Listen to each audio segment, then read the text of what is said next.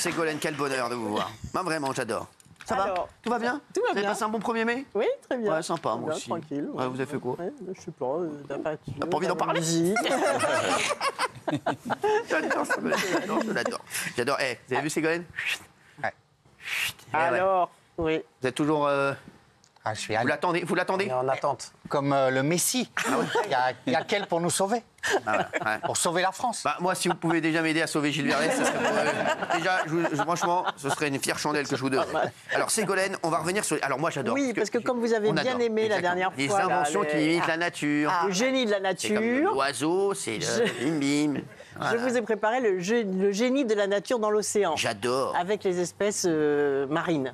Ah ouais. On va parler du... Non, mais c'est vrai que c'est extraordinaire quand même, c'est fascinant. Ah, le premier, il est les incroyable. animaux sont plus intelligents que les humains. hein. Alors là... Vous verrez tout à l'heure avec les bancs de poissons un truc extraordinaire quand même. Quand il y a des milliers de poissons qui arrivent à se déplacer sans se cogner, sans se disputer. Alors que moi, pour acheter un banc chez Ikea, je mets 2 heures. Non, mais c'est vrai. Alors, le premier Alors est on va incroyable. commencer par les moules. Ah, bah ça tombe bien. Alors, est-ce qu'on peut passer l'image des moules? Les moules, on peut voir des moules, s'il vous plaît? Vous voyez, les moules accrochées sur le rocher. Oui, alors Donc, oui. les chercheurs se sont dit, mais comment se fait-il que ces petits animaux arrivent à résister à tout? Oui. À l'eau, aux marées, au vent, aux T'as déjà bateaux resté qui accroché sur un dérapent, rocher? etc. Ah oui, voyons. C'est pour ça d'ailleurs on dit accroché comme une moule à son rocher. Et donc ils ont découvert qu'il y avait un produit comme une colle qui permettait à la moule d'adhérer sur le rocher. Ouais. Donc ils ont imité cette colle. Ouais. Donc il y a une protéine qui s'appelle la polydopamine. Bien sûr. Et c'est une colle extraordinaire parce qu'elle résiste à tout. C'est de la- Elle résiste à l'eau, elle résiste à l'humidité, elle ne moisit pas. Colle de moule. Elle est extrêmement puissante. Et donc, ça, voilà, première innovation, première invention. La colle des moules. Et ensuite, ils ont découvert que cette substance, cette colle, était un filtre aux UV. Non. Donc, vos prochaines On peut se crèmes mettre de la moule solaires, sur les- sur donc la- à ce moment, il y a des recherches pour que ouais. l'équivalent de ce produit, donc de la polydopamine, soit utilisé pour faire des crèmes solaires et qui donc ne seront plus polluantes, parce que vous savez que les crèmes solaires produisent beaucoup de pollution Écoute ça. dans la mer, toi, c'est un problème. Tu te mets pas assez de moules. Et toi. comme par définition, elles sont très résistantes à l'eau. Donc ce seront des crèmes solaires qui resteront 8 heures sur la peau, Ah ouais, quand même. sans disparaître avec l'eau, et donc très efficaces et non polluantes. Merci la Quand moule. même, on sent pas la moule. Ouais, Parce que c'est relou, si t'as une crème sur la moule toute la journée. Non, non, mais c'est vrai. Voilà, donc on applaudit les moules quand même. Bien sûr.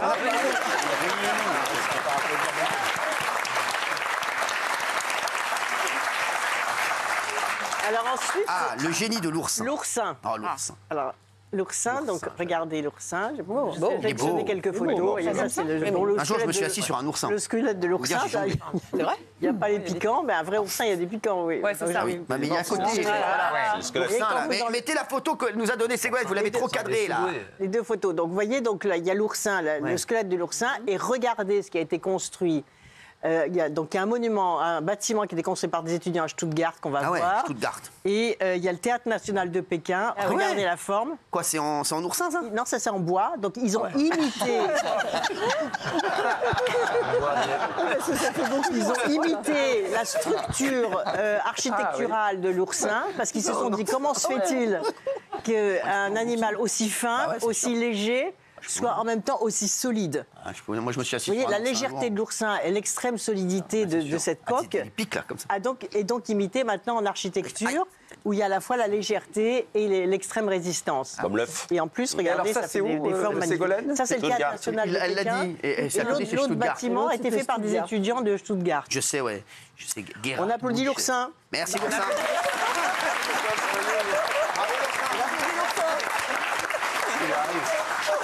Alors, le troisième, c'est la méduse. La méduse, j'adore. La méduse qui fait des lumières. Je me suis fait piquer par une méduse, hein. Ah oui, il faut faire attention. Ça fait comme une décharge électrique. Ouais. Ouais. C'est ça. J'ai rien dit, je fais le beau gosse. Donc la méduse luminescente. Vous voyez, cette méduse nage à plus de 1000 mètres de profondeur, c'est-à-dire le noir total. Ah ouais? Et elle dégage cette lumière extraordinaire, C'est vrai, ouais. à la fois pour se diriger, aussi pour regarder, pour se protéger des prédateurs, etc. Bien sûr, ouais. Et cette méduse luminescente est utilisée dans la recherche médicale. Ah ouais?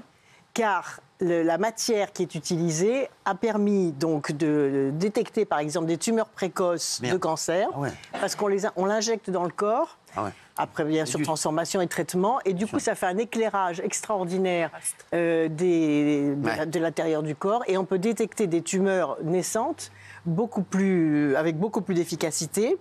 Donc, grâce à cette protéine fluorescente, l'aécorine, ça je donne aussi les contenus scientifiques, donc qui est utilisée comme marqueur biologique dans la recherche médicale. Et cette recherche, c'est-à-dire le transfert de ce qui se passe sur la méduse vers la recherche médicale, a conduit au prix Nobel de chimie en 2008. Bravo.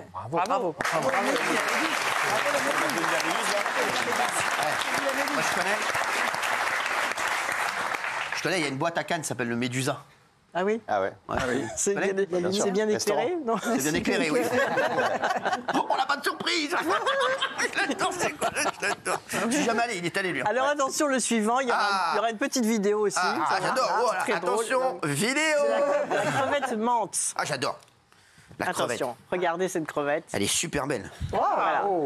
Elle Elle est est aussi dans les profondeurs de l'océan, donc c'est une crevette extrêmement forte, avec des yeux, vous voyez, extraordinaires. des yeux revolver. Et surtout, elle donne des coups de poing. Elle a une force dans les poings, dans ses bras, on peut dire ça. Une force de frappe très importante qui lui permet, par exemple, de fracasser des coquilles d'huîtres, par exemple. C'est vrai. Ah ouais, c'est un truc de ouf. Si, Et donc, elle arrive comme ça, elle prend les chercheurs se sont dit, mais comment se fait-il qu'un tout petit objet comme ça, aussi fragile, puisse avoir une telle puissance de frappe? C'est ouf. Et donc, ils ont comparé avec la puissance de frappe des boxeurs. Non! Donc, je vous ai sélectionné une petite vidéo. J'espère qu'on va pouvoir vous la passer. Alors, écoutez, on va voir. Rien n'est moins sûr. Sort de sa cachette et utilise son arme secrète. Un coup de marteau. Le coup de poing d'un boxeur professionnel atteint 50 km/h en un 20e de seconde. Celui de la petite crevette menthe, cette créature à peine plus grande que l'index, atteint 80 km/h en moins d'un centième de seconde et une force de 1500 newtons. Le coup de poing d'un boxeur n'aurait que peu d'effet sur un grand prédateur. Dans la nature, il ne serait efficace ni pour se défendre, ni pour neutraliser une proie. Donc, vous voyez, c'est drôle. Ça part cette comme comparaison, ça. Ouais. Cette comparaison. Ça vient de là, en fait. Le coup de poing de la crevette est plus puissant que le. Il ne faut pas s'embrouiller qu'une qu'une crevette. Ouais. C'est fou, ça. Voilà. Et donc, il y a toute une recherche sur les Mais nous, matériaux. si elle nous envoie un coup de poing, on a mal aussi ou pas? Ça peut faire mal quand même. C'est vrai, Oui, ça peut faire mal quand même. pas n'importe où. Oui. Et donc, vous voyez, cette complexité d'une surface très ténue, avec une puissance de force pour l'instant. Donc, les recherches sont en cours, mais pour l'instant, on ne sait pas encore fabriquer ce que fabrique la nature dans cette relation extraordinaire entre la petitesse des choses, la modestie des choses et la puissance et la force que ça dégage.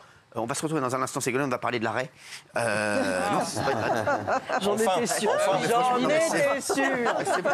Ségolène, c'est vrai ou pas? C'est l'arrêt mental. Bah oui, c'est l'arrêt quand même. Écoutez, c'est l'arrêt. L'avion du futur. Exactement, on va parler de l'arrêt dans un instant, vous restez avec nous. Et puis Ségolène reste avec nous.